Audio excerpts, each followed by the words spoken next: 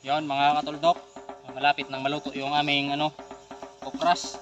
Yung iba luto na, yung iba hindi pa. Yung mga hilaw pa bubukod namin para salang ulit.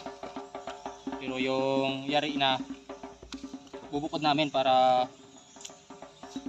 tambay na, pwede nang ipakilo. Hirap talaga kumita ng pera. Ganito lang naman kami lagi dito sa bundok. Hirap maging mahirap. Mahirap na, pinapahirapan pa. Hirapan pa. Mahirap pa nga. Baratin pa. Tapos pag pinakilo namin to, binabarat lang din kami. Grabe. Kaso wala kaming magawa. Kailangan naming ipakilo kasi kailangan namin ng pera. Sakit sa kamay mga katuldok. Grabe nasasagi sa bao. Puro kalyo na yung kamay. Yon mga katuldok ko, yung kasama ko, malamya na, pagod na. Anong masasabi mo sa kupras natin? Okay.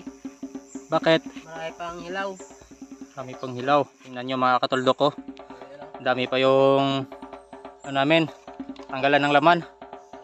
So ako pahinga muna. Yan mga katuldok ko. Yan.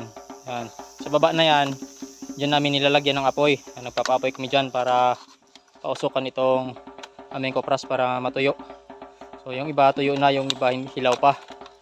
So yung hilaw na yan, iuulitin namin. Tatanggalan lang muna namin sa bao. Yun, yung luto. Ito na, sasako na. Ano? Yung hilaw, yan pa. Kasi babalik namin yan dito para pausukan ulit. Pagod. So yun lang mga katuldok.